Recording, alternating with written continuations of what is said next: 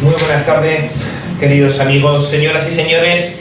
Bienvenidos a este Salón a Lengua del Centro Riojano de Madrid, un lugar que irradia cultura por sus cuatro costados y donde no para de haber acontecimientos, eventos de toda índole.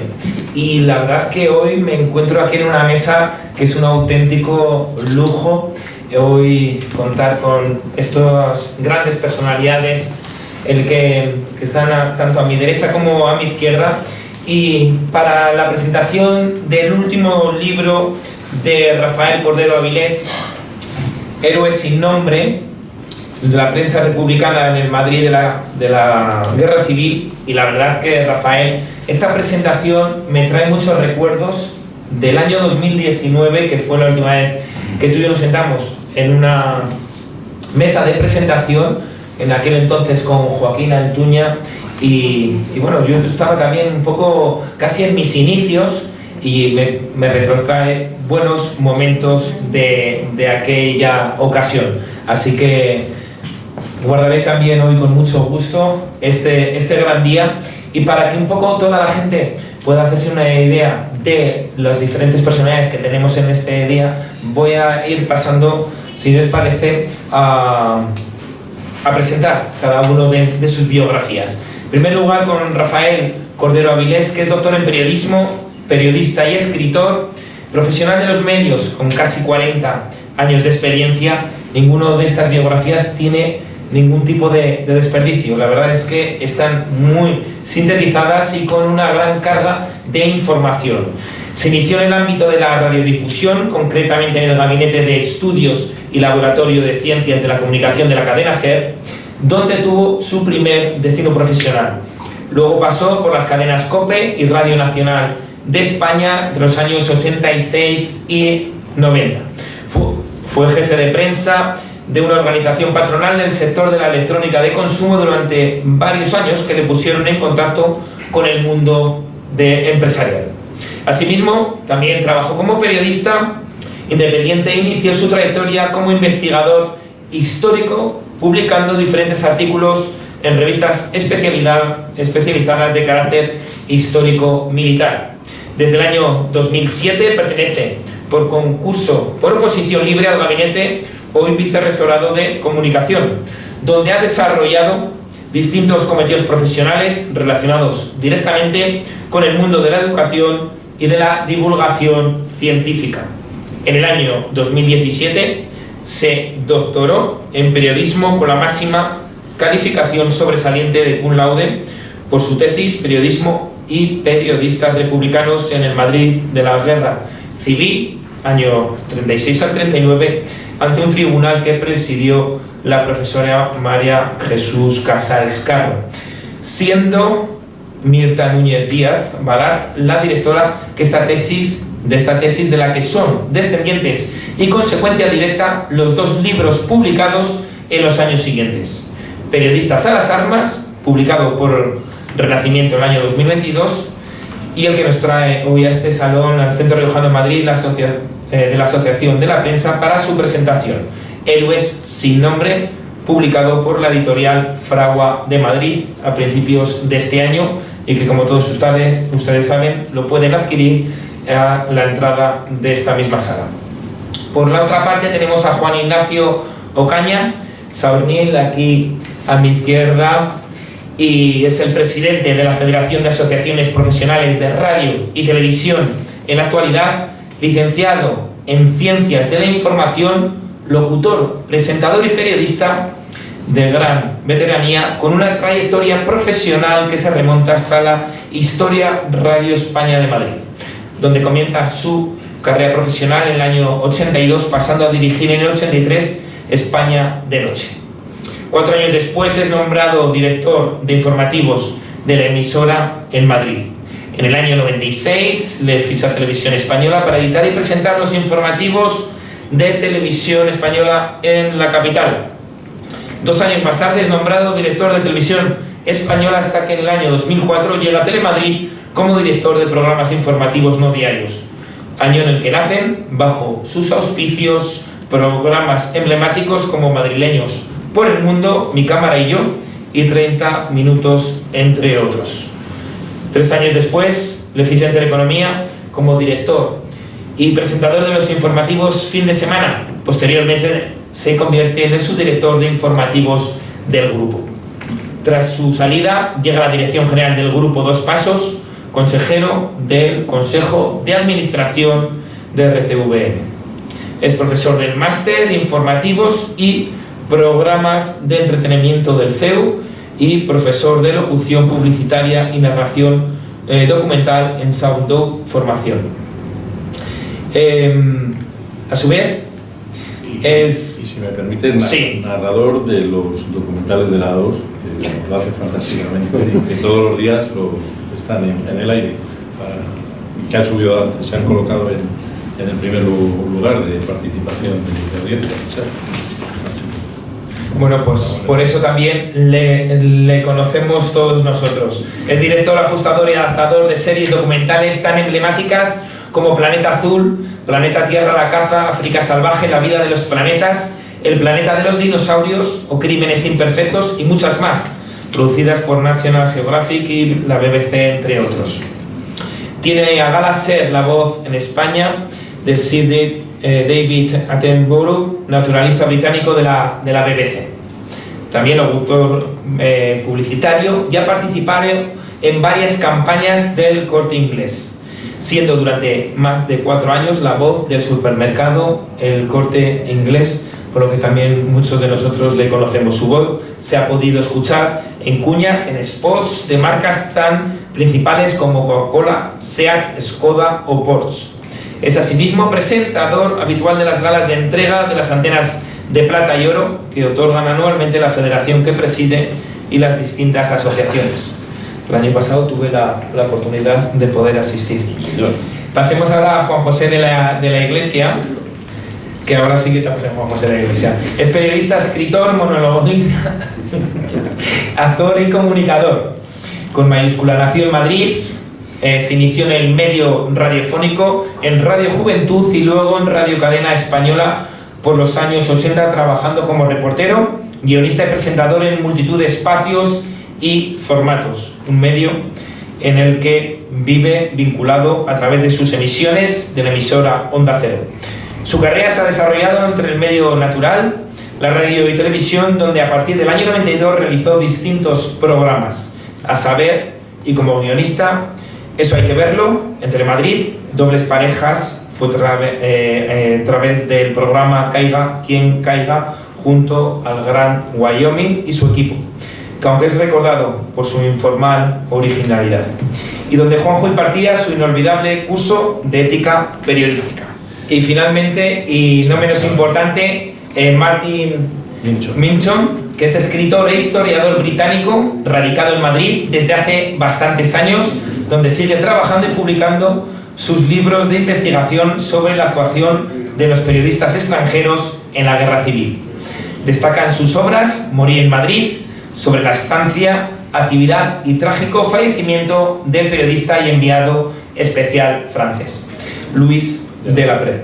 El más reciente de ellos, publicado hace apenas un mes, publicado en inglés por la editorial Liverpool University Press, conjuntamente con el London School of Economics, y titulado La Guerra Civil Española en la prensa británica y francesa. Más recientemente ha publicado un artículo en inglés en el Boletín Alba de Volunteer de Lion Press. Así que con esta presentación, Rafael, yo creo que... Vamos servidos. Y yo te tengo que pedir disculpas porque esto ha sido un atraco que te he hecho, pero bueno...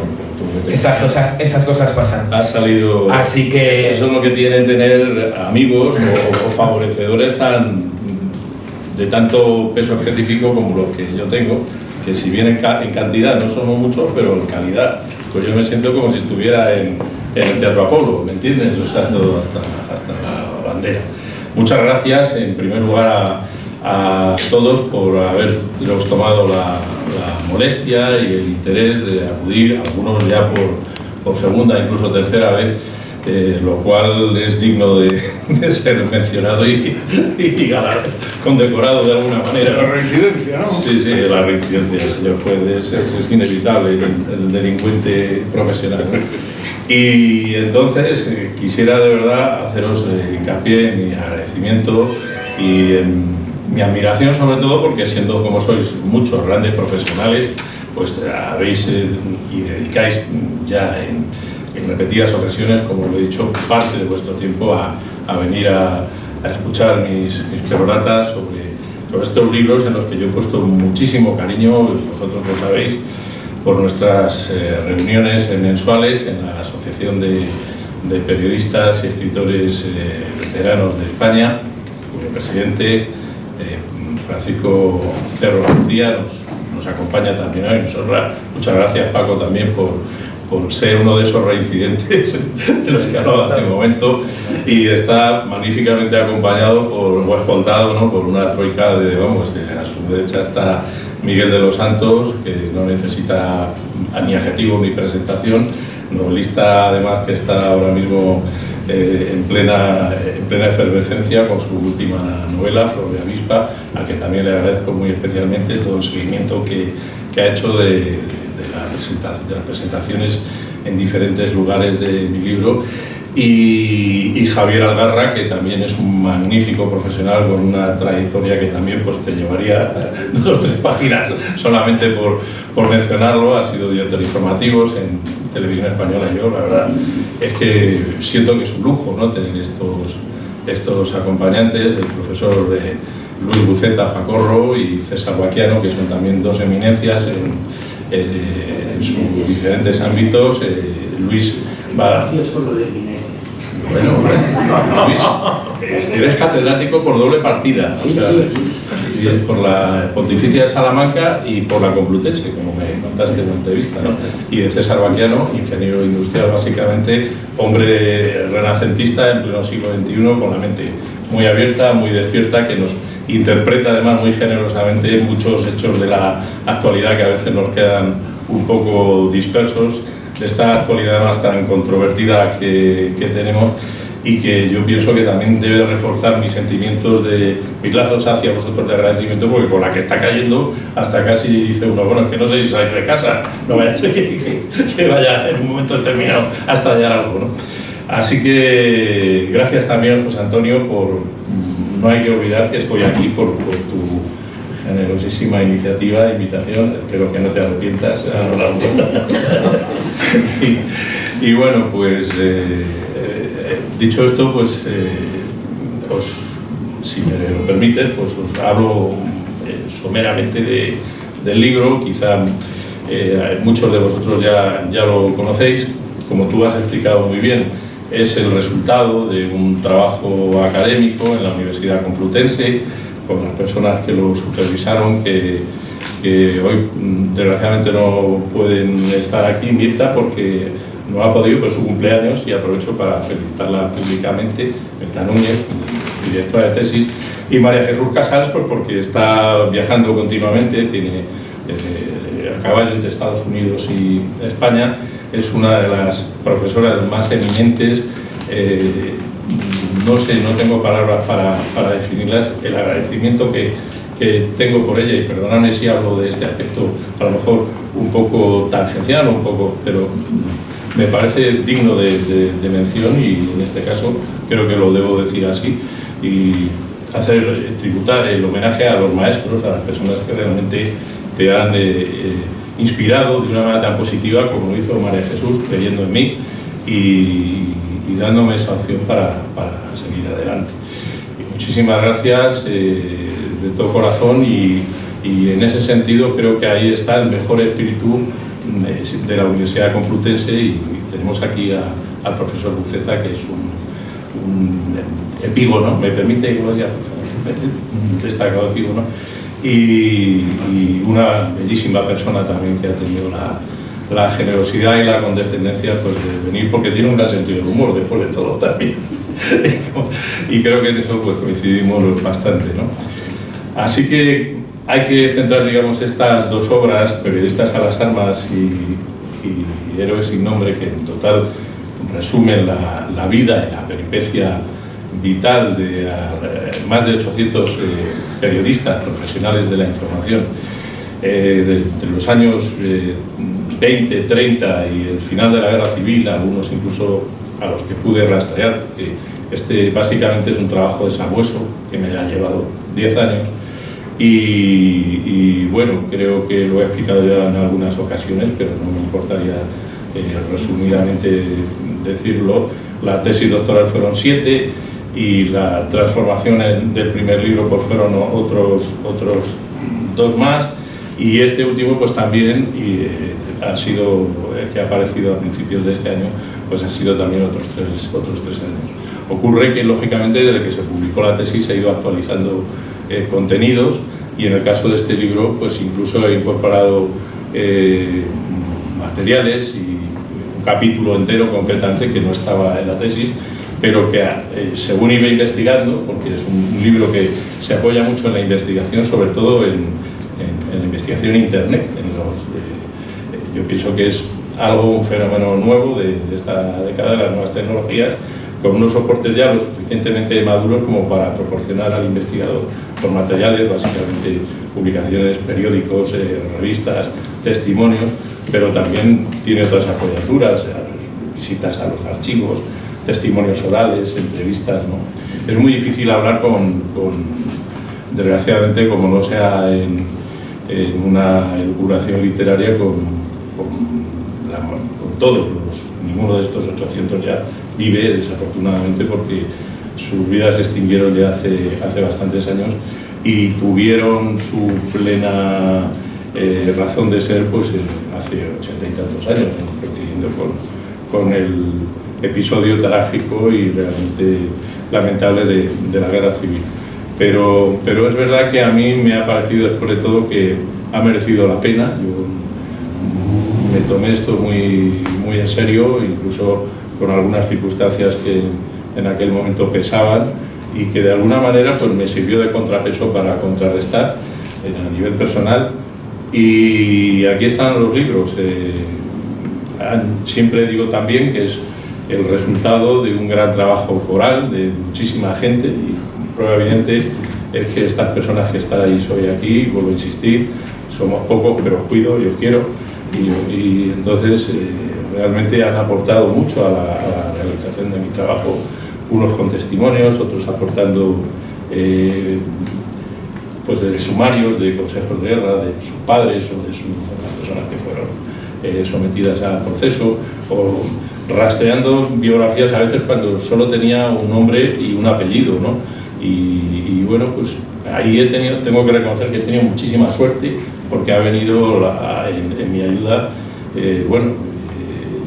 pues en un momento determinado me pasó con un periodista, y alguien me escribió y me dijo: oye, pues yo soy descendiente, soy nieta de este señor. Y digo: ¿cómo de este señor? Que lo tengo yo aquí reservado, que solo sé cómo se llama, Santiago Sánchez, y no sé nada más, apellidándose Sánchez además no era nada fácil, ¿no?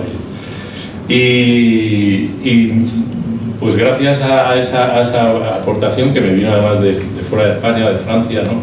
Y en otros casos también del interior, pues he podido armar este gran puzzle que me ha llevado 10 años de mi vida, y lo he hecho después de todo con la intención, y eso siempre lo recalco en todas mis intervenciones, y en esta no puede ser de otra manera, primero de recrear, porque me gusta mucho el ambiente literario y el artístico de los años 30, decía nuestro buen amigo, ¿verdad?, David Felipe Arranz, que era la generación de la edad de plata, ¿no?, de todos aquellos grandes intelectuales y periodistas, y quizá pues esa pasión que siempre hemos tenido por ellos desde muy jóvenes, a través de la generación del 27, y luego posteriormente pues se ha ramificado a través de la música, a través de distintos campos del conocimiento, de la pintura, pues nos ha llevado a querer especialmente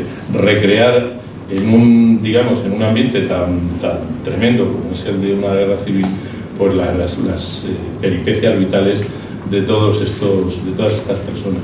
Y yo pienso que es un ejercicio el leer el libro, aparte de lo que el volumen puede al principio sugerir, que pues, yo pienso que puede ser muy sugestivo a la hora de introducirte en cosas que no todo el mundo conoce, que yo creo que hay un contenido, si no inédito, sí bastante poco conocido en cuanto a biografías.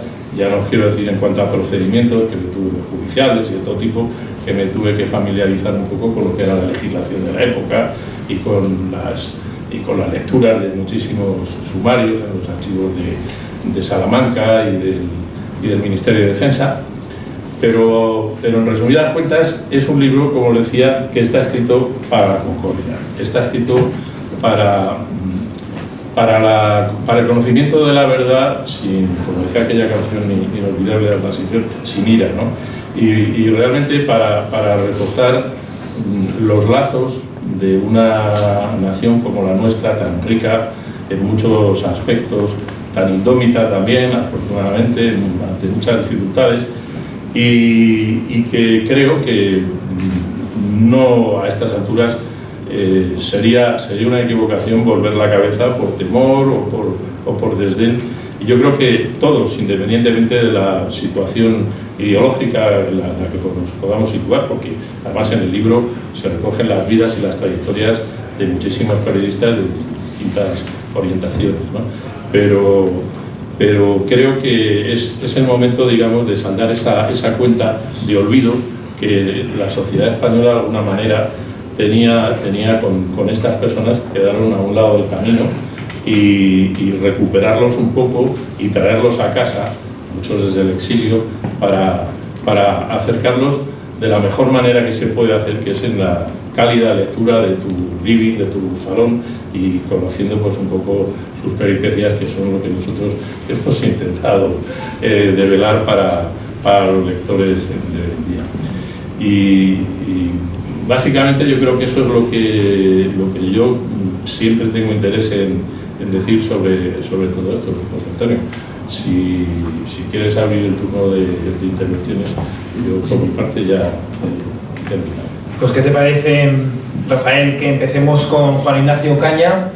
Y Juan Ignacio. Sí, tengo que decir, con tu permiso, que como claro, me he traído dos periodistas de pura raza, que aquí en el auditorio también hay algunos, pues seguramente ellos ya tienen pensado lo que van a decir perfectamente, pero es verdad que los periodistas ante todo preguntan, y si ellos tienen a bien preguntarme, yo estaré encantado de que lo hagan cuando lo consideren oportuno, después de lo que tenga. Bueno, estoy absolutamente convencido que lo vamos a hacer todos los que estamos aquí. Te trasladaremos seguro alguna pregunta y quizás alguna incómoda, porque también forma parte del ejercicio del periodismo. Bueno, si me permites, Rafa, hoy desde luego evidentemente el protagonista eres tú, el protagonista es tu libro, este libro que he tenido la oportunidad de presentar además hace no mucho tiempo en el Casino Gran Vía, con un gran éxito, por cierto, y un seguimiento verdaderamente extraordinario por parte de toda la gente que ha querido de alguna manera acercarse al mundo del periodismo, que es el que se refleja en este libro. Si me lo permites, insisto, sabiendo que el protagonista eres tú y naturalmente tu libro,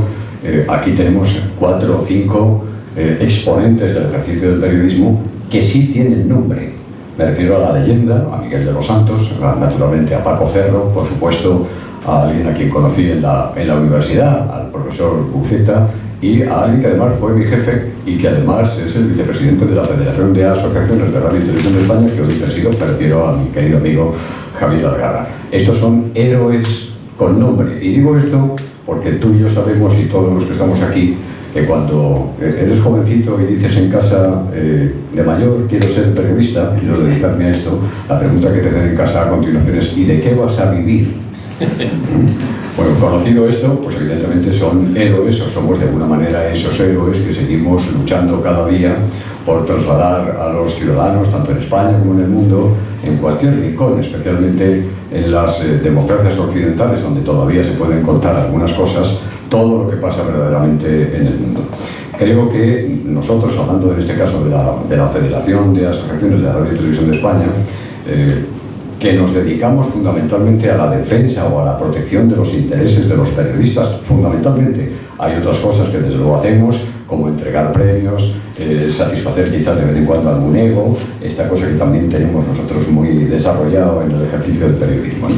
Pero no cabe ninguna duda que probablemente esta federación y esta casa tiene también una deuda con esos a los que tú, Rafa, has recogido en tu libro, es decir, héroes sin nombre. un buen número de periodistas a los que por alguna razón se les ha ido olvidando con el paso del tiempo, y que has tenido la decencia de ir durante 10 años recogiendo todos y cada uno de sus pasos para poder acercar no solo a sus familiares el recuerdo de aquellos que pelearon en un momento determinado por acercar la información, los datos, el detalle de lo que estaba pasando en España en aquella época, sino al resto de los periodistas que generaciones después hemos querido tener referentes. La verdad es que faltaba, o por lo menos desde mi punto de vista y del punto de vista de los que estamos en la federación, faltaba efectivamente algo que pudiera no solo retrotraernos en el tiempo, sino acercarnos al valor de todos aquellos que en una época muy dura, muy difícil, el preámbulo de la Guerra Civil e incluso en la Guerra Civil y lo que pasó a continuación, recoger ese recuerdo de todos los que efectivamente desde distintas orientaciones políticas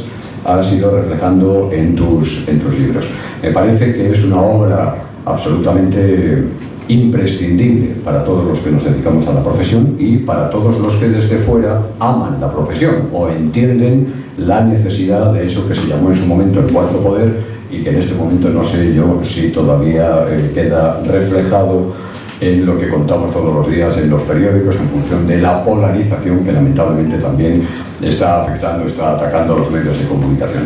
Insisto, creo que probablemente esto tenía que haber surgido probablemente mucho antes, pero ha sido Rafael Cordero Avilés precisamente el que decidió dedicar gran parte de su vida, estamos hablando de una decena de años, que es verdad que el tiempo pasa muy deprisa, pero el trabajo ha sido verdaderamente extraordinario. Creo que, insisto, es un libro que no solo debemos tener las asociaciones de profesionales, sino que deben estar presidiendo las facultades para que cuando, las facultades me refiero a las universidades, para que cuando lleguen los futuros periodistas sepan exactamente que no todo ha sido un paseo en absoluto, sino todo lo contrario, que se ha sufrido mucho y que no se trata solo de ser influencer, que hay mucho más allá, que hay un trabajo.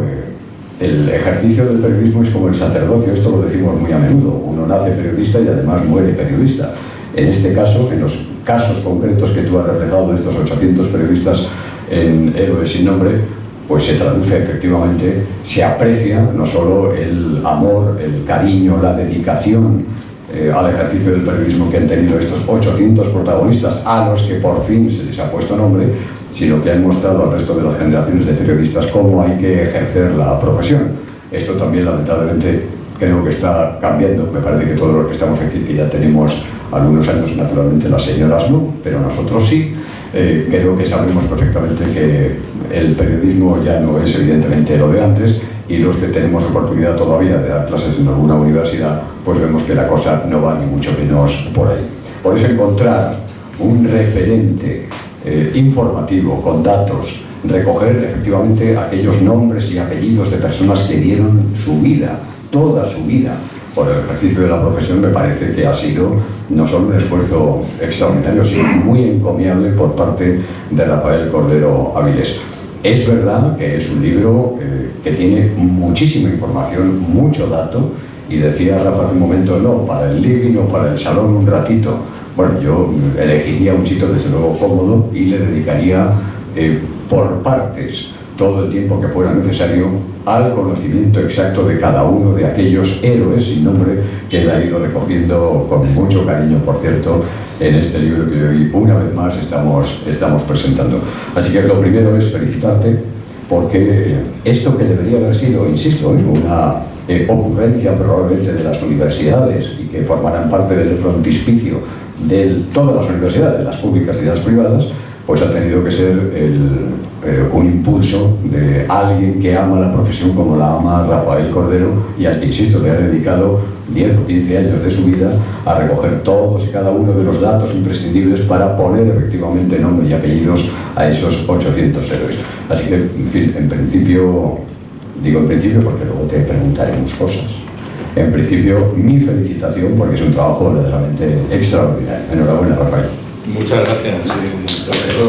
Con tu permiso, José Antonio, quisiera agradecer especialmente las palabras de, se nota, mi buen amigo, de mi maestro, Juan Ignacio Caña, que es también una voz que viene a pesar de su juventud, innata, ¿no? De muy atrás es un profesional como la copa de un pino de la radio, además es profesor universitario en una institución a la que yo también admiro y respeto, como es el CEU, con un gran nivel de preparación en sus alumnos. Y de verdad que lo dice mejor que yo, o sea, que es que casi que venga él de las presentaciones, porque lo hace mucho mejor que yo, y realmente te lo agradezco de todo corazón, porque, en fin, y en mis mejores y más optimistas sueños, yo preveía, si bien es verdad que el camino ha sido largo y a veces pedregoso, como decía la canción, ¿no?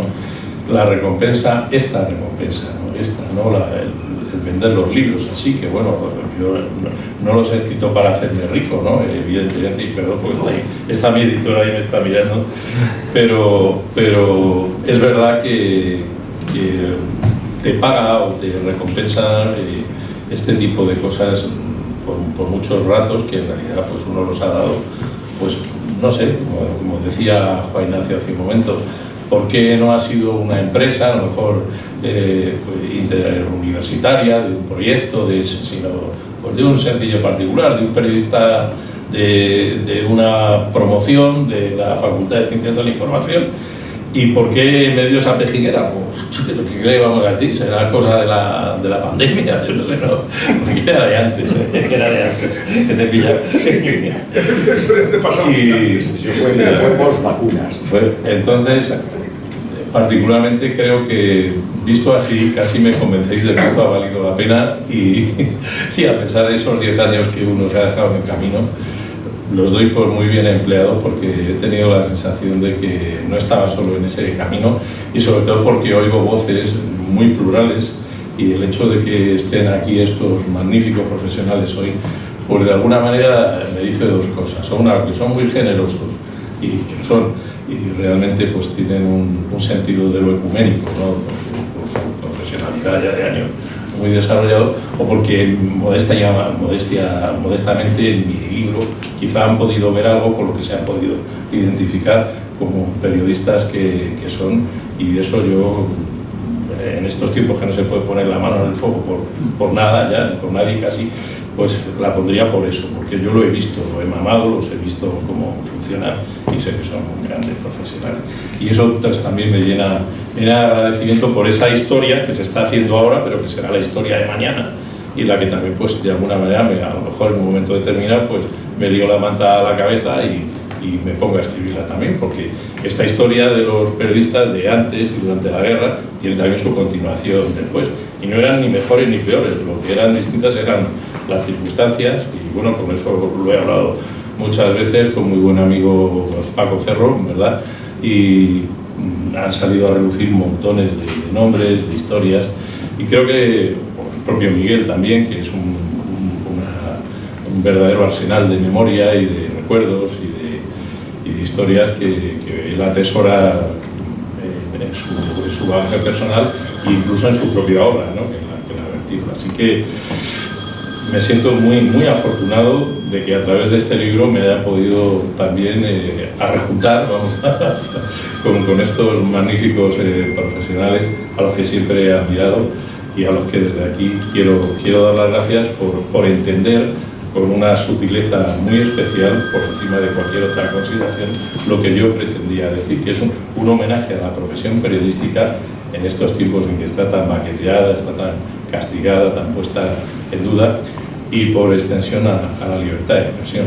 Y con eso pues yo creo que está hecho prácticamente todo, ¿no? Muchas gracias, Rafael, muchas gracias, Juan Ignacio, y le vamos a hacer el turno a Juan José de la Iglesia. Pues, si me acercas el... Espera, tengo que quitar las gafas. Hombre, es difícil después de las palabras que han pronunciado aquí quienes me han precedido, mis ilustres amigos, es difícil estar a la altura, ¿no? Yo quería comentar un aspecto del libro que no es el libro leído por un historiador, sí que es el libro leído por un periodista y sobre todo por un aficionado a la lectura. Rafa y yo somos de una generación, creo que somos nosotros del 59, y somos una generación que hemos vivido en la época del franquismo y hemos vivido la transición ya con sentido común dentro de lo que cabe, pero más o menos. Lo que nos ha dejado Sí. y lo que nos quedaba, ¿no? Unos más que otros, ¿no? Y entonces hemos vivido los dos, y creo que estará Rafa de acuerdo conmigo, una época en la que no se hablaba de la guerra civil. No se hablaba no porque estuviera prohibido, sino porque mucha gente quería olvidarla.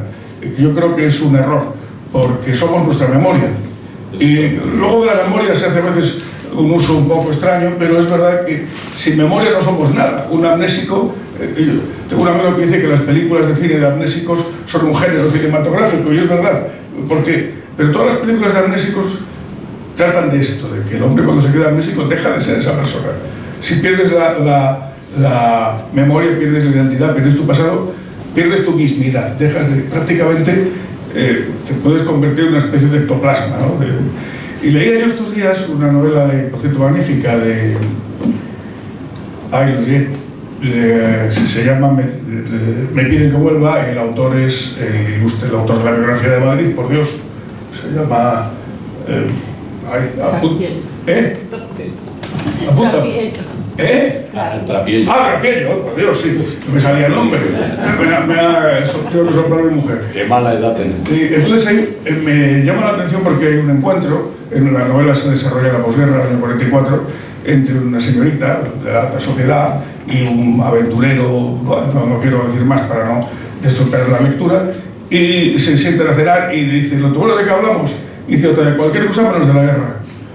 Y me hace gracia porque yo tenía una tía que acaba de fallecer hace poco, con 100 años, y no se podía hablar de eso. O sea, era un tema que lo tenía completamente... No es que estuviera prohibido, es que sencillamente no se hablaba, porque eran recuerdos muy tristes, porque era gente que los había vivido en primera persona. Yo entiendo, por otro lado, que es cierto que el tiempo, no sé si todo lo cura, pero por lo menos lo alivia. Y llega un momento en que los ánimos se serenan y que hay que aprender a ver las cosas y a reflexionar sobre ellas con una actitud cabal, que, como decía Rafa, busque el entendimiento, no busque que todavía echar leña al fuego, ¿no? Porque sería absurdo, ¿no? En ese sentido yo creo, y espero que Rafa me corrija si le parece que digo una barbaridad, que el libro es más de lo que parece.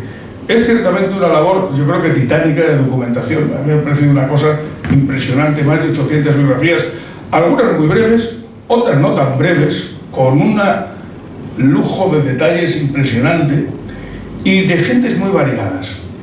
Y efectivamente eso ya solo de por sí, de héroes, de estos héroes sin nombre, que ya tienen nombre, que tienen pasado, que conocemos su actividad profesional, lo que hicieron en unos momentos verdaderamente difíciles, esto ya de por sí es, digamos, que la arquitectura del libro, lo que sujetaría el libro solo, sin más. Pero es que el libro yo creo que es algo más. En estas biografías yo he encontrado, por lo menos es mi experiencia como lector, como decía, yo no lo digo desde el punto de vista de un historiador, sino de un lector. Yo he encontrado en estas vidas, en las que he ido pudiendo leer, porque claro, evidentemente este es un libro efectivamente para leer a sorbos. No creo que haya nacido cristiano, que empiece la página 1 y acabe en la 500 y ahora pues me ha servido a poco, ¿no? A ver qué tal, a ver cómo hace la película, a ver qué tal queda. En las biografías he encontrado que son ventanas que te abren a vidas sobre las que tienes unos datos y sobre las que puedes no fantasear, pero sí deducir.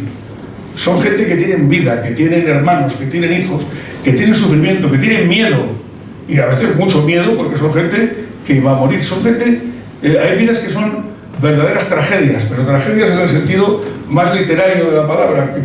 Cuando ya parece que todo va bien, aparece el rayo de la fatalidad y acaba con una persona.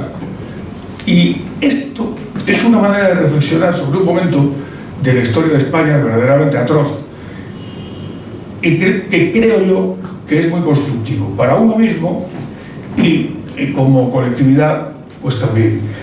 Como curiosidad, tengo que decir que yo, hojeando el libro, encontré la historia de un personaje que yo conocía de antes, que es José Carnicero. Ah, sí, sí. José Carnicero, yo soy muy aficionado a los dibujos animados. José Carnicero fue...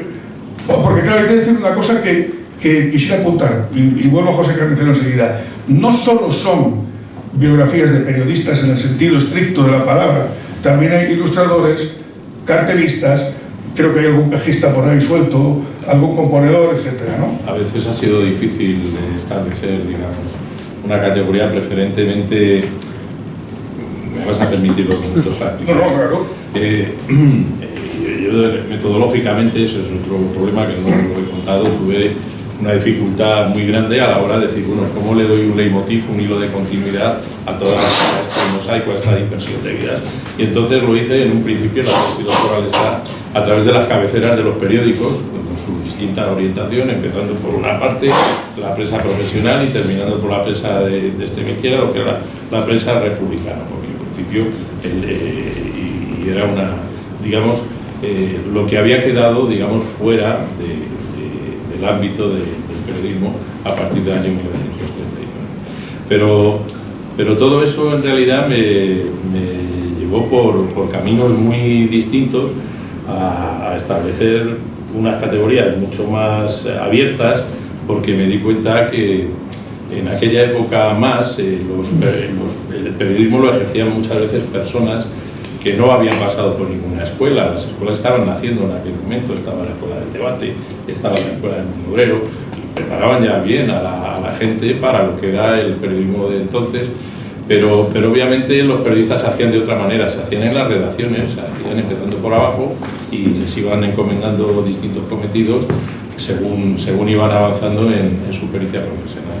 Y como tú has dicho muy bien, había también ilustradores, pero gente que en un momento determinado también pudo cultivar el género escrito, o que pienso yo que por su engarce dentro de toda esta historia merecían estar. Hombre, que la ilustración, especialmente en prensa, es una forma de periodismo que estaban haciendo entonces, pero en Estados Unidos, en España, también tenía importancia, pero en Estados Unidos los ilustradores de prensa, los caricaturistas, los que hacían tiras, formaban parte del entorno periodístico, o parte del literario, o lo que fuese, ¿no? Son editoriales. Algunos son auténticos editoriales, claro.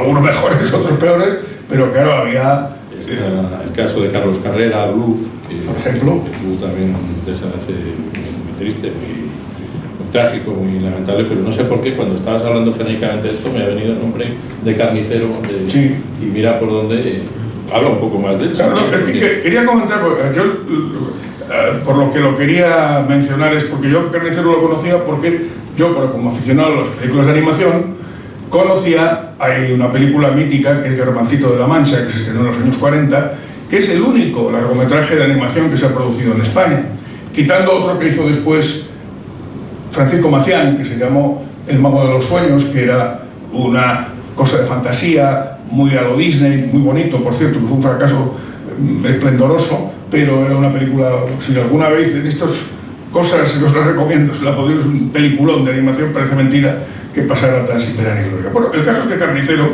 fue el jefe técnico de Garbancito de la Mancha. Y es un personaje que si tú miras la Wikipedia, que yo la había mirado hace mucho, pone Carlos Carnicero, fue dibujante, vivió, hizo dibujos y y no se sabe qué pasó con él. Ni lo que fue de él, de repente dice, y destacó mucho porque fue director técnico de Garbancito de la Mancha.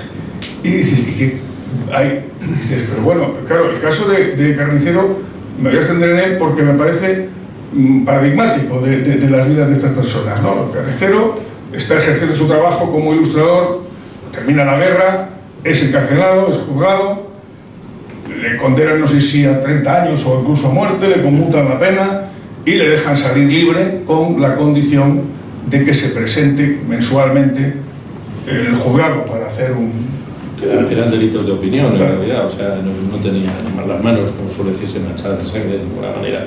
Y claro, lo que pasa es que las condenas eran rotundas en primera instancia, y igual tenían las peores consecuencias que, bueno, en el caso de él, pues luego podía entrar en un proceso, digamos, de normalización, entre comillas. Sí, muy estricto, en el que está, pues eso, pasando por las comisarías, por los juzgados, en fin, revistas y bueno, estoy interrumpiendo. No te preocupes. De lo que le ocurrió a él, algo, no, termínalo porque sí, no, el caso es que absurdo, pero tan trágico después de todo. A esto me refería yo. Él parece que fue un atisbo de esperanza en su vida, vuelve a dedicarse a sus menesteres de creativo y de dibujante, empieza a preparar otro largometraje de animación y un mes olvida acudir a la cita del juzgado, le detienen inmediatamente, le encarcelan, enferma y muere.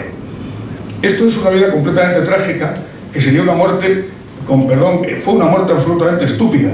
En primer lugar, porque lo que decía Rafa, no era un hombre que tuviera ningún tipo de actividad armada, ni que hubiera ni siquiera hecho agitación a favor de ningún tipo de asesinato hacia nadie, y fallece de esta manera que te das cuenta de hasta qué punto la situación que se había creado en la preguerra, en la guerra y en la posguerra era atroz, absolutamente atroz. Es una cosa, pero sobre la que yo creo que hay que reflexionar y que hay que conocer a los protagonistas para darnos cuenta que eran señores, no como personajes históricos, sino señores que tenían carne y hueso y que de repente cuando parece que están sacando cabeza, ¡pum!, caen.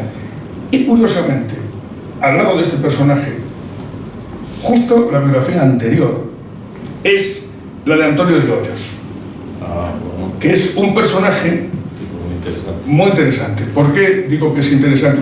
Porque es, bueno, él era aristócrata, para empezar, curiosamente, era marqués. El marqués de Hoyos era hermano de un grande de España, y si duque no sé si era, pero grande de España sí. Sí, me parece que el marqués era su hermano. Sí, el había hermano. sido ministro de la gobernación con don Alfonso XIII. Sí, él heredó título también, ¿eh? No sé si... Era de Vinent, era Hoyos y Vinent, sí. Y por la parte de la madre me parece que era el título. Pero era un aristócrata absolutamente heterodoxo dentro de esa escuela de aristócratas ilustrados y sobre todo muy cercano a lo que era el devenir popular. Él iba por las tascas en Madrid porque era un hombre, en fin, muy de costumbres muy llanas dentro de su esmerada educación que la había tenido y muy depurada con autores franceses, en fin, cosas que por su extracción social pues había podido tener y preceptores y demás, pero se tomaba un vino en una tasca de 4 caminos y a lo mejor pues le decían, pues le invitamos nosotros, llegaban los obreros y decían, porque le consideramos que usted es uno de los nuestros, ¿no? Esto pasó. Durante la guerra incluso pues se dijo que había fallecido, que se lo habían cargado desde la otra zona, porque como era marqués y todo esto, y entonces él escribió una cosa muy divertida. Es muy gracioso. Sí. Dice, me han matado. Dice, memorias de un ectoplasma, de un espectro, ¿no? Sindicalista y demás. Sí. Y bueno, pues todo eso al final también le pasó factura al final de la guerra, porque desgraciadamente pues no todos tuvieron el encaje o como decía el entonces ya el general Yagüe, cuando le dijo a un distinguido militar republicano, artillero, cuyo nombre ahora mismo no recuerdo lamentablemente, pero que me acordaré, que se fuera, estaba en el ejército de Extremadura, y dijo, váyase, y yo he cumplido con mi deber, no tengo por qué marcharme a mi general y tal. Y dice, y además las guerras hay que saber perderlas. Y él le dijo, pues mire, ¿sabe lo que le digo? Que a lo mejor no sé si nosotros vamos a saber ganarla, así que hágame caso. Y bueno, pues no se fue y efectivamente le juzgaron sumarísimamente, y era un militar eminentísimo, de una trayectoria muy limpia, había protegido a gente de derechas, como es lógico, como es natural, porque estaba en una situación de vulnerabilidad y nunca permitió ningún abuso ni ninguna cosa estando él. Pero no le sirvió de nada. A mí lo que me llama la atención es que este hombre, que muere también en la cárcel, era hijo de una familia muy influyente. Sí. Y va, de hecho, el hermano, lo cuenta Rafa en la biografía, a visitarle cuando ya está moribundo, agonizante o prácticamente ya muerto. Estuvo allí en la prisión de Porlier, sí. Estuvo le habían llevado a la enfermería, pero que estaba medio ciego. Sí. Le habían también, en fin, después tuvo malos tratos y demás, ¿no? Tenía afecciones internas, estaba medio ciego, estaba en una situación lamentable, un hombre muy fuerte, y entonces pues vino a despedirse. Y esto lo cuenta Antonio San José en su biografía de Cárcel en Cárcel, cómo fue aquello y cómo el marqués de Hoyos, el ministro de Alfonso XIII, estuvo allí, rezó un Padre Nuestro delante de la cama, no estaba ya agónico, estaba agonizando. y sin decir nada más y sin hablar con nadie ni decir una palabra salió de la habitación y se fue. Y esa fue toda su despedida del pobre Antonio de Hoyos, que fue un hombre, pues, como diríamos hoy en día, campechano, pero con un talento realmente innegable y con una vocación popular pues, digna de mejor suerte. Claro, me llamaba la atención el hecho de que dos hermanos, esto pasó mucho no, pero pasó en ocasiones, en una guerra civil pueden estarse enfrentando en la misma trinchera, incluso en lugares opuestos. Y es también digno de reflexionar como una persona con todo el poder que podría tener un aristócrata en la posguerra, que bueno, tampoco era como si fuera esto la monarquía absoluta de Luis XIV, pero sí que es verdad que hombre, más influencia que un sindicalista tendría, ¿no? Y no le sirve de nada, ¿no? Entonces esto es una pincelada más de esta especie de aguafuerte en la que se había convertido España en los años de la guerra y de la posguerra. Pero es verdad que hubo cosas muy buenas también. Entre todo ese odio desencadenado por una parte y por otra, hubo gestos realmente muy buenos, y yo también he querido darle una nota distintiva en mi libro, dándoles cabida. Va a comentar que sí. El caso de dos hermanos, los hermanos Alba, que eran hijos de un periodista de Mundo Obrero, Diego Alba, que uno era alférez de caballería y el otro era redactor de Mundo Obrero. O sea que fijaros qué antípodas, y se salvaron mutuamente la vida, cada uno en un momento determinado. El hermano se quedó en Madrid durante la guerra, en un momento determinado le vienen a buscar, y él, cuando se entera, Diego, que me lo contó su hijo, en este caso, y me facilitó muchísima documentación, pues acudió a donde lo tuvieran, a la Checa, donde fuera, a hacer valer sus prerrogativas, que estaba con él, que, en fin, y lo pusieron bajo su tutela. Cosa que no siempre funcionaba. Porque no siempre funcionaba, evidentemente, ni en un sentido ni en otro, pero hay que decir que... Sí, porque la voluntad está ahí, pero este tipo de cosas se dieron, y a veces entre personas que ni siquiera tenían parentesco, simplemente por amistad, por compañerismo, y sería injusto no decirlo también, ¿no? Porque lo español también da para eso, y o sea, somos a veces a la mala, pues tenemos un poco de mala leche, ¿no? Y perdón por el señor presidente por la expresión, pero a la buena hay pocos que nos ganen también, ¿no? Y en unas circunstancias tan adversas, pues yo creo que eso a mí me candiló con la curiosidad y con el interés por lo humano, ¿no? Que al fin y al cabo yo creo que es lo que me ha hecho como una especie de entomólogo coleccionar estas biografías con todo el respeto del mundo y todo el cariño de un lado y de otro, y bueno, ofrecerlas para que si se pueda extraer algo realmente positivo y que la gente pues, lo tenga a la mano, como decía Juan Ignacio hace un momento, con unas expresiones realmente que yo agradeceré siempre al servicio de la sociedad, que puedan recuperar esa historia que quedó relegada en la oscuridad de la noche, de la historia y del tiempo. Y se me olvidaba citar entre esas personas que me ayudaron, y quería agradecerlo muy expresamente, puesto que no somos muchos hoy y estamos casi en petit comité entre amigos, a mi buena amiga Carmen González de Candamo, que es nieta de un gran intelectual de la época de la República, y que también estuvo entre esas personas que confió en lo que yo estaba haciendo sin siquiera haberlo visto, porque yo le conté, y me facilitó testimonios, y me facilitó documentación, y me facilitó hasta una entrevista que yo realicé, y muchas más cosas. Y por todo ello, pues muchas gracias, Carmen, por seguir todo este proceso, y sobre todo por ese homenaje, creo que tan merecido, que merecía tu abuelo, que fue bibliotecario del Ateneo de Madrid, que era el templo del saber, de la intelectualidad entendida en su expresión más noble, ¿no? Y que bueno, de alguna manera él contribuyó a proteger y a salvar de la barbarie desencadenada que fue la guerra.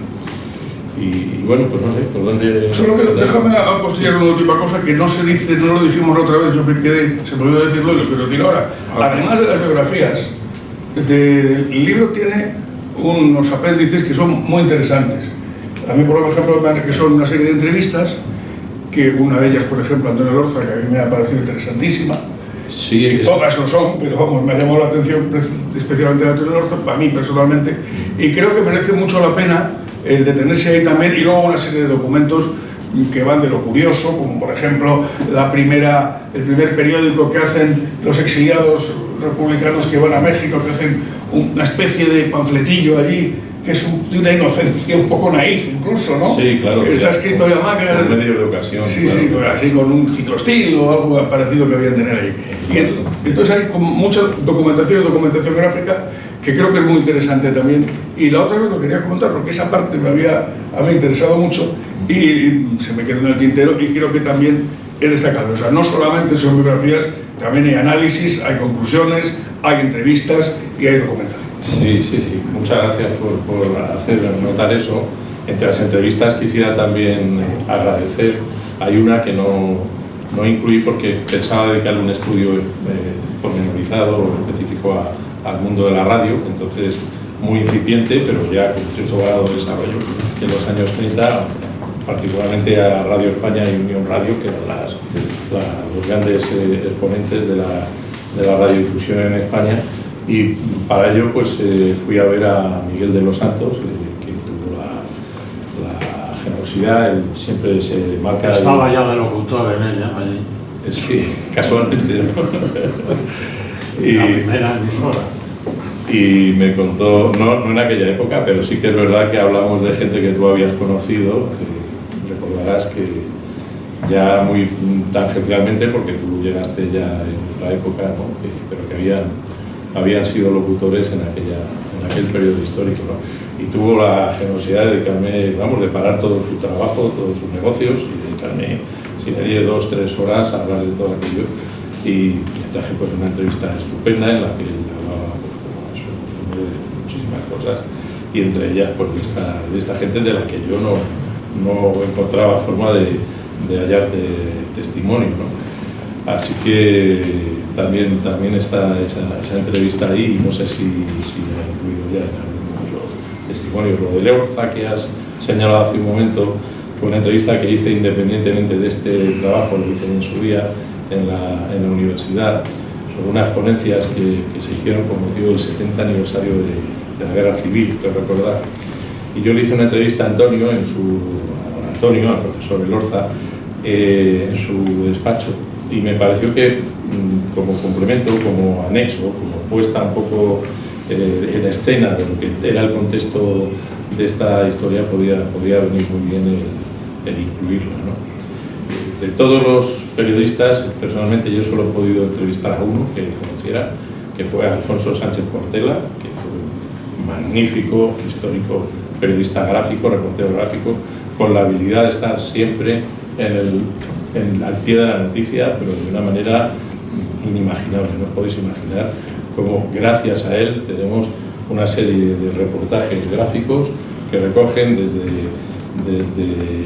la entrevista del CRIM con el director de La Libertad, después de la tragedia que hubo en Marruecos, hasta pasando por el asalto al cuartel de la Montaña, en la que también estuvo, en fin, una serie de eventos ya de tipo bélico, la entrada en Teruel con las tropas republicanas, las alocuciones del Consejo Nacional de Defensa en Madrid cuando se produce la sublevación de Casado y se unen las fuerzas contra el llamado gobierno de Negrín, ¿no? Con apoyos principalmente de socialistas y de elementos republicanos, de don Julián Besteiro, y todo eso ha llegado hasta nosotros gracias a Alfonso, ¿no? al testimonio gráfico que él nos legó, la proclamación de la República, por ejemplo. Él me decía, si es que nunca ponen mi nombre, es que todas estas fotos están circulando por ahí, por todo el mundo, pero nunca ponen un pie de foto. Oye, perdona, ¿te importa poner un poco el micrófono hacia ti? Sí, cómo no, discúlpame, Carmen. Hay palabras que perdemos aquí. Pues no lo sabía, discúlpame, pero es la confianza excesiva del profesional. Bueno, pues realmente te agradezco además el apunte porque quiere decir que lo estás siguiendo con interés, que al fin y al cabo lo que se trata.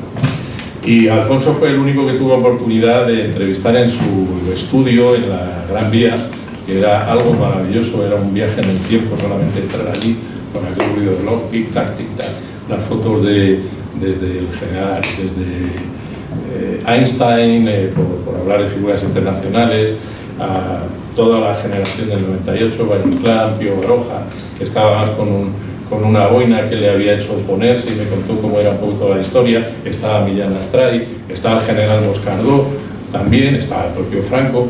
El caso de Moscardó me contó que gracias a aquel retrato que le hizo en el año 42, en plena posguerra, pues él, que estaba proscrito simplemente porque había prestado servicio como redactor gráfico, pudo de alguna manera retomar un poco el hilo de su carrera profesional, pero él ya no quiso entrar en la prensa gráfica, en lo que era la actividad periodística, sino que se dedicó más bien al retrato, a la foto de estudio. Y de verdad que lo hacía maravillosamente, ¿no? Porque él te explicaba cómo captaba el alma de las personas. Sí, me están recordando que Martín, que es muy sufrido, pero tiene también cosas muy interesantes que contar sobre un aspecto que yo le he pedido, si me permite, presidente, lo voy a presentar yo. Sobre un aspecto que hoy está muy en boga en el mundo del periodismo, que son las mentiras, los bulos, la propaganda, ¿no? Y Martín, que es un especialista del análisis de la prensa extranjera, británica y francesa, principalmente en relación con la guerra civil, me ha prometido que lo va a hacer, a pesar de que se lo estoy poniendo muy difícil porque no le dejaba. Así que cuando quieras, Martín, nos cuentas o, en fin, lo que tú tengas previsto. Sí. ¿Se oye? Sí. Rafael, te lo prometí. Sí, sí. O dije que intentaría. Porque ahí hay un tema complicado, que es que cuando entras en el terreno de los tropiezos, las mentiras, los bulos, nunca terminas. Terminaría con una intervención que sería más o menos el equivalente de leer tu libro a voz alta, ¿no? O sea que ahí va el problema, ¿no? Así que primero quiero hacer otra cosa, que es felicitarte, y luego explicar por qué me cuesta tanto entrar en este tema, aunque intentaré un poquitín, por lo menos decir que ahí está el tema, ¿no? Respecto primero a felicitarte, esa es la parte fácil, que es una obra monumental, es un libro espléndido, esa biografía de grupo, que son 800 personas con vidas. A la vez hay diferencias muy importantes, pero ciertas similitudes, ¿no? Las diferencias empiezan cuando nacen en Ciudad Real, La Habana, Madrid, pero muchos no nacen en Madrid. Es que justamente es la confluencia en los años 20 y 30 de toda una cultura del país, ¿no?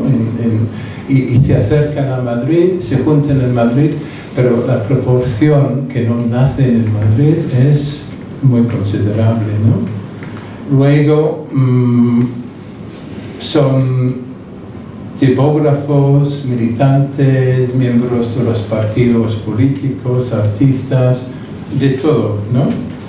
A partir de julio 36 participan en la guerra. Todo esto es la diversidad completa. Y luego viene el acercamiento, porque todos terminan más o menos de la misma forma, es decir, mal. Porque algunos fallecen en México, en Francia, otros fusilados por los franquistas, penas de cárcel, inhabilitación, años en el exilio. O sea que es una de lectura un poco hipnótica, ¿no? Porque no te ubicas bien, estamos leyendo la historia de una persona, todo va bien, todo es muy interesante, y al final, el golpazo, ¿no? Las complicaciones. Y es tremendo ver, y por eso me parece muy apropiado el libro Héroes sin nombre, porque finalmente termina de esta forma, ¿no? Y me parece muy bien que Rafael haya hecho un homenaje a estos héroes. En cuanto a la pregunta que me hiciste, este tema de los digamos, prefiero decir tropiezo de la prensa, aquí, ahora mismo, porque no todos son bulos. En mi artículo que estoy traduciendo y que voy a sacar en castellano, pero lo que pasa es que hacen cosas muy importantes muy mal en la prensa extranjera, pero los motivos para hacerlo mal, siempre tenemos la tendencia a imaginar que todo se hace mal por motivos ideológicos, que no siempre es el caso. En el caso del Alcázar de Toledo,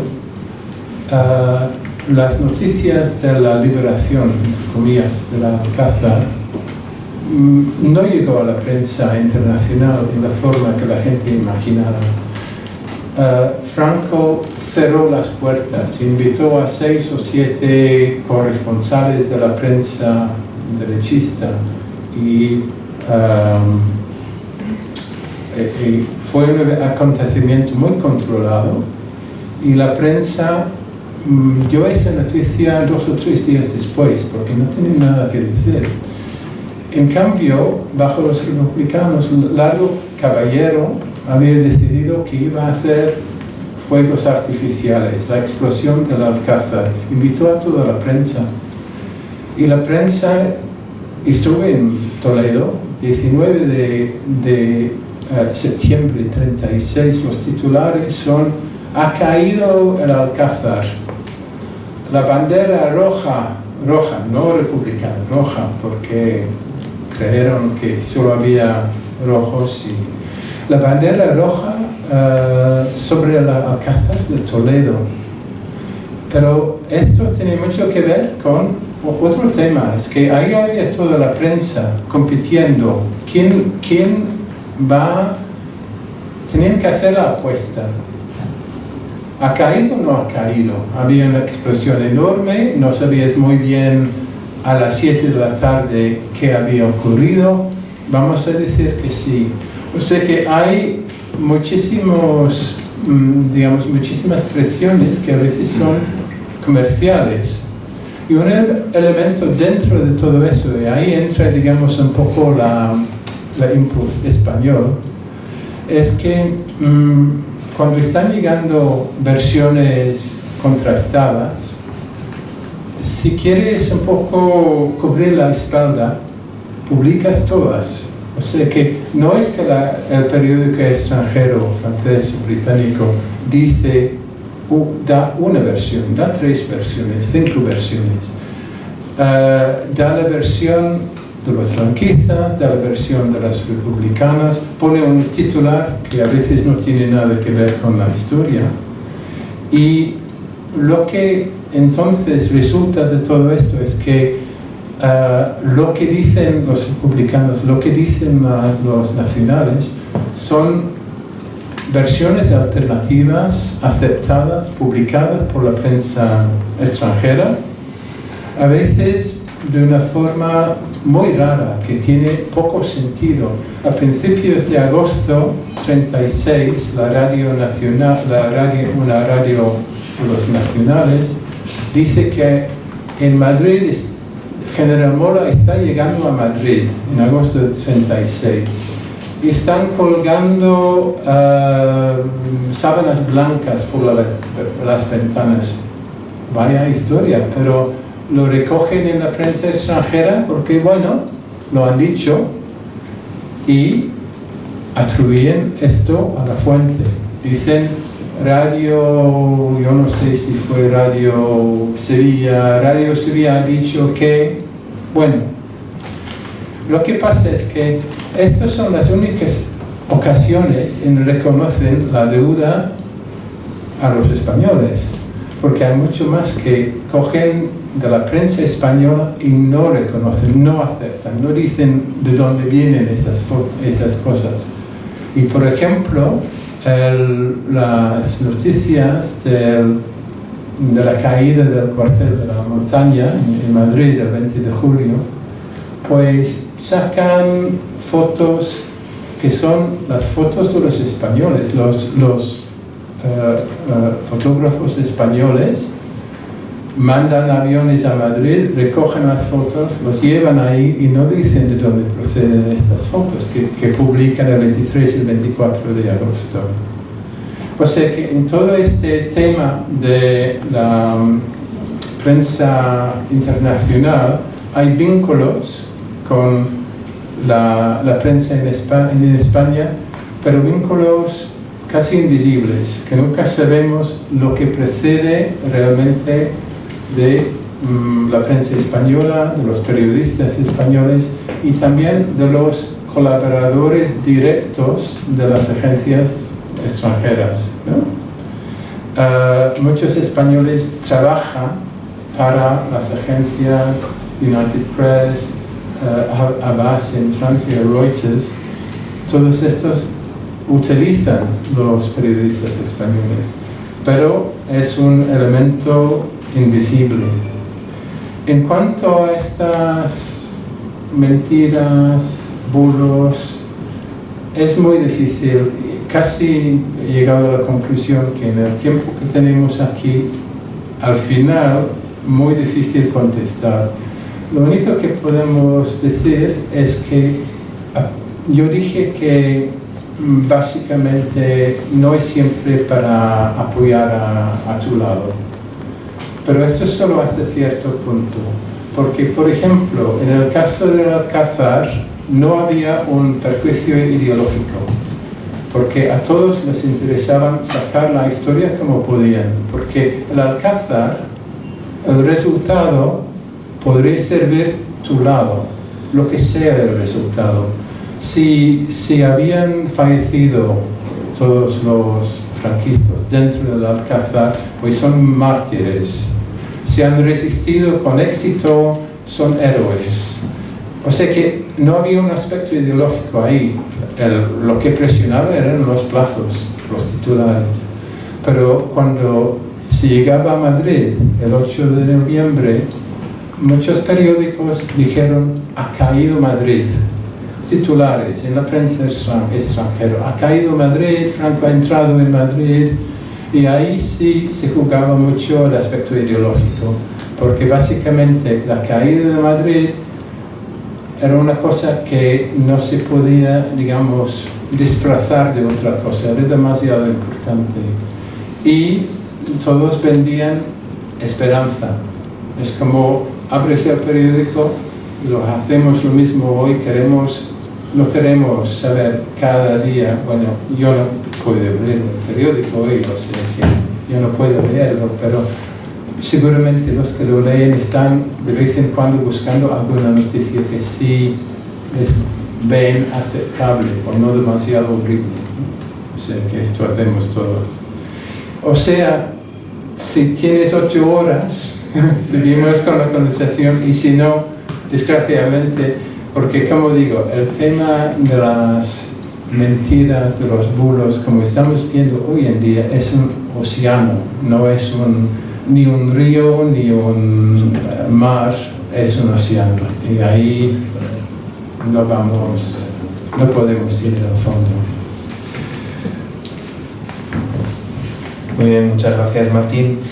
Estaba comentando a Rafael que podemos abrir un turno de 2-3 preguntas para formular a Rafael.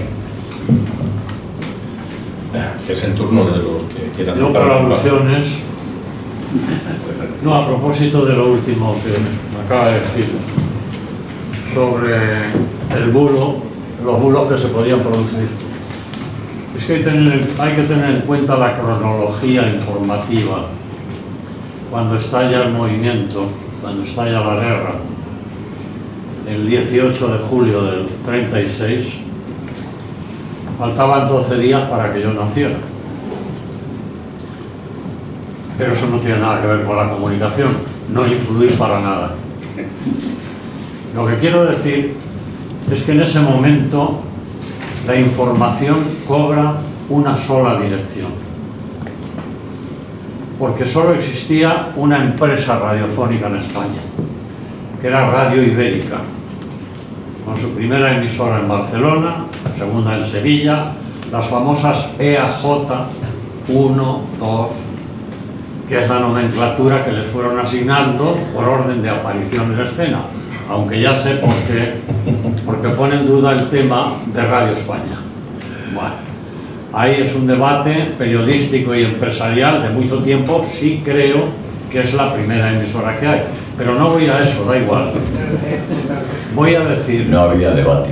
que la primera, en el 24 se oficializa la radio en España.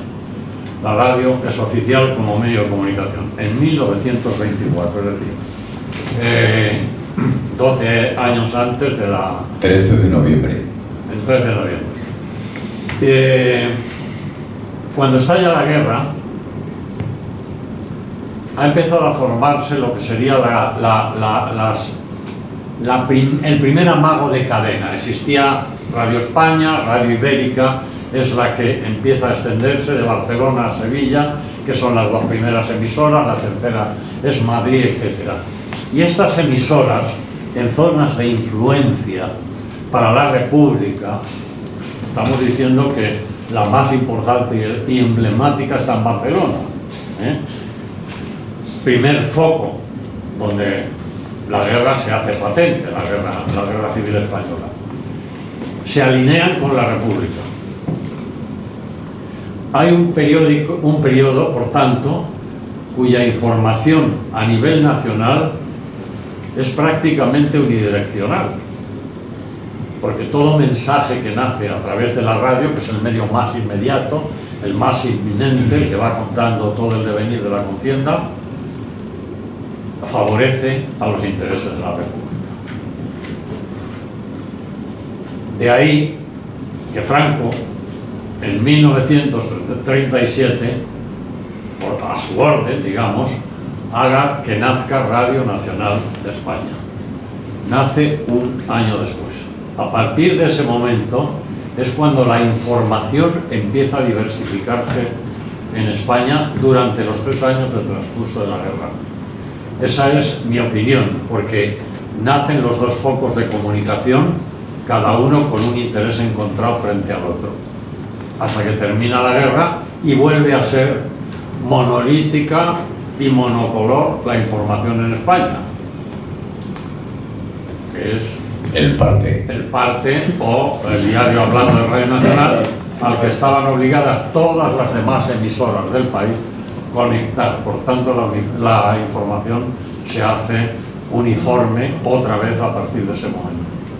Pero el devenir de la comunicación en la radio, cronológicamente, es eso: una primera emisora al servicio de la República, o una segunda emisora que la sitúa enfrente desde el punto de vista informativo y de opinión, que conviven durante la guerra en las distintas zonas del litigio, de combate, y finalmente, cuando gana la revolución, por nombrarla con su propio nombre, porque poca gente habla de la revolución, no deja de ser una revolución militar como otra cualquiera, ¿no? Entonces vuelve a ser monolítica, como sucede en todos los regímenes totalitarios. Eso es lo que quería puntualizar desde el punto de vista de la radio y desde el mío, claro. Pues mira qué bien, porque hemos terminado hablando de la radio, que es un tema que también hablaba originalmente en mi estudio, y como digo, pues lo tenía ahí en la recámara reservada. Pues me alegro que hayas roto el fuego en ese sentido, porque es verdad que aunque haya estudios y hay varias historias de la radiodifusión, por otra parte no muy extensas en el tiempo, como hablabais hace un momento, desde el año 24, pues yo creo que los aspectos más relacionados con la guerra civil no están del todo estudiados, por lo menos descendiendo a ciertos detalles, ¿no?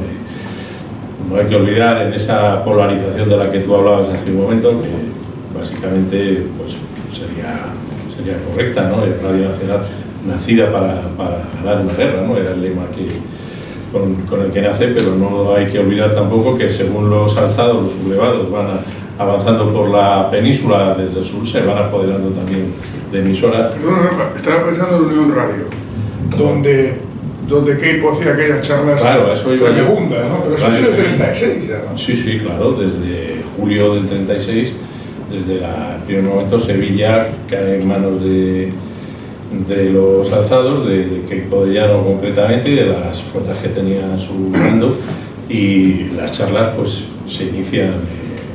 Los mítines que daba Keipo de Llano desde Radio Sevilla fueron espectaculares, vamos. Desde el punto de vista propagandístico tenían un impacto tremendo, ¿no? Luego, claro, hay que decir que el propio Franco yo creo que influyó en un momento determinado para que ya eso se suprimiera, ¿no? El grado de, digamos, de encarnizamiento con el adversario que se hacía a través de la palabra, que por otra parte luego se repitió en otros periodos durante la Guerra Mundial, y en fin, se vieron. Y tengo una curiosidad que preguntarte a ti, que la novela, no he entendido el título, ¿qué novela es? Me piden que vuelva, de Andrés Me piden que vuelva.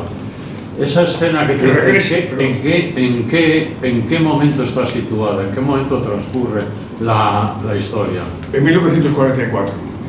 La historia es que en ese momento hablar de la guerra era echarse a la greña. Por eso el personaje dice...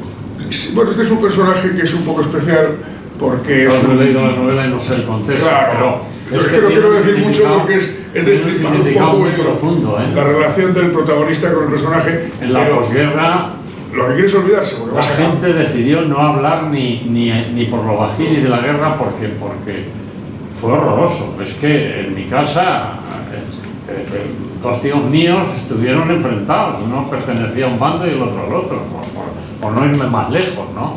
Y esto en la mayor parte de las familias españolas, ¿no? Incluso de ideologías encontradas con el destino al que les había llevado la guerra. Curiosamente, Miguel, parece que la historia nos sigue devolviendo, hombre, de otra manera, a esa época a la que te refieres. No hay más que ir a casa de tu familia en Navidad y hablar con el cuñado. Claro, por ejemplo. Hacemos. Sí, la última pregunta. Rafael, una sugerencia. ¿Cuándo el tercer libro? ¿Va a ser Héroes con Nombre? Probablemente. Si estos ya tienen carta de naturaleza, tienen ya su pasaporte en regla en esta España nuestra del siglo XXI, pues probablemente ya lo que me lleve un poco por simpatía o por propia dinámica de los acontecimientos será hablar de otros periodistas españoles que sucedieron en el tiempo a estos, de los que algunos incluso pues, se incorporaron, ¿no?, a la prensa del nuevo régimen y de todo lo que sucedió después, pero creo que es una historia también que desde el punto de vista humano y desde el punto de vista profesional merecería contarse, ¿no? No sé si seré capaz de hacerlo con tanta exhaustividad como he hecho en este caso, pero sí que me gustaría en todo caso hacerlo de una manera cualitativa y aprovechando los testimonios que tengo aquí sentados en torno mío. Antes de que me retire y definitivamente saludo. Tienes alguno que dimos socio honor a Eduardo Sancho. Querido Eduardo, sí, en Valencia. Que estuviste tú, y bueno, y Miguel. Si me permite, presidente, diré que Eduardo Sancho fue el primer periodista español que presentó un telediario, no un informativo radiofónico. Eso tiene otro padre, ¿no?, y otras madres, pero fue la palabra. Pero Eduardo sí fue el primer periodista más formado en los Estados Unidos, un periodista que tenía una formación en ese momento, era raro por el aislamiento en que vivía España, pero Eduardo había tenido oportunidad de viajar a los Estados Unidos y de trabajar en un periódico, creo que era tejano, me parece, de Texas. Texas, ¿verdad? Texas Chronicle o algo así, ¿no? Además médico también. Y además médico de profesión, no, desde todo el punto de vista. Y tiene 97 años y una lucidez increíble. Sí, bueno, porque yo tiene don Luis, que todavía es capaz de seguir sus pensamientos y escuchar lo que se dice a la vez, y si se trata te da un cocorro también, no sé si te distrae. O sea que... que fue director de televisión. Y que fue director de televisión española. Y un director honrado, no tenía productora ejecutiva. Porque yo soy de los pioneros de televisión de española mano. Por eso digo que cualitativamente pues sois una audiencia insuperable y yo os agradezco muy sinceramente el que hayáis querido estar conmigo en esta nueva presentación del libro, que habéis sin duda le habéis dado sentido, le habéis dado proyección, fondo y me la habéis endulzado de alguna manera. Echo de menos que un gran espadachín como Javier Algarra, por el respeto de eso, tenga fundada la espada en este caso, pero le honra como en cualquier caso. Si quieres hacer alguna pregunta, y estoy seguro que hay muchas, pues... Le agradezco la invitación. Pues para hacer siempre una rápida reflexión. Decía Juanjo que hubo un tiempo en que no hablábamos de la guerra civil, no porque estuviera prohibido, sino porque no queríamos recordar, y que eso es un error, puesto que debemos recordar nuestro pasado para no olvidar nuestra esencia. Le doy la razón en el fondo del razonamiento, pero no en el momento, porque creo que hubo un tiempo en que el silencio y el olvido fue una gran aportación. Y en este sentido quiero agradecer la generosidad de nuestros abuelos, que en el momento en que muere Franco no quisieron recordar ni desenvainar las espadas de la venganza. Unos olvidaron la represión del franquismo, otros olvidaron las muertes de Paracuellos, aceptaron la legalización del Partido Comunista con la vuelta de Santiago Carrillo, y gracias a esa generosidad de su olvido no nos trasladaron el odio de una guerra, gracias a lo cual pudimos poner las bases de algo que se llamó transición y que nos permitió llegar a la democracia. Ahora sí, 80 años después, creo que hemos de dar la bienvenida a ese recuerdo y a libros como el de Rafael para analizar lo que ocurrió. Pero quizá ese olvido fue un momento en el que se produjo, en el que hizo un gran servicio a la democracia en España. Sí, pues muchas gracias, Javier, por esta reflexión, y con el permiso de José Antonio y con su aquiescencia, quisiera, antes de terminar esta presentación, rendir un tributo de recuerdo cariñoso y de homenaje a la persona que me trajo a mí por primera vez a esta eminente casa, incluso a este mismo salón, un gran escritor y que se demostró también leal y noble amigo, como fue Joaquín Antuña, que tuvo la generosidad incluso de invitarme como ponente a una de las presentaciones de uno de sus libros. Tiene una producción bastante interesante y que desgraciadamente la pandemia pues nos lo arrebató cuando estaba todavía en pleno vigor creativo, ¿no? José Antonio y yo tenemos también ese lazo en común, ese recuerdo que de alguna manera ha permitido que yo esté aquí esta tarde, y me parecería injusto no rendirle ese homenaje sin querer dejar tampoco un sabor agridulce en nuestros paladares, ¿no? Simplemente el testimonio de una persona buena, de un hombre realmente de una gran formación, un gran humanista que siempre se comprometió por causas en todo el mundo y a través de la organización Paz y Cooperación que él fundó y que ahora dirige con mano diestra y segura otra buena amiga, Rosa Lazábal. Y, en fin, finalmente pues era lo que quería deciros, daros las gracias nuevamente por vuestra paciencia, por vuestra amistad, vuestro seguimiento y por devolverme de alguna manera este libro que yo os he ofrecido, potenciado, vitaminado y enriquecido con vuestros testimonios y vuestra colaboración. No se puede pedir más, así que no voy a decir más. Muchísimas gracias y, como dicen, que Dios os bendiga, ¿no?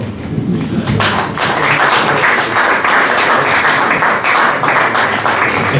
Muchas gracias, Rafael. Y ya para terminar, tengo que dar las gracias a todos los componentes de esta mesa.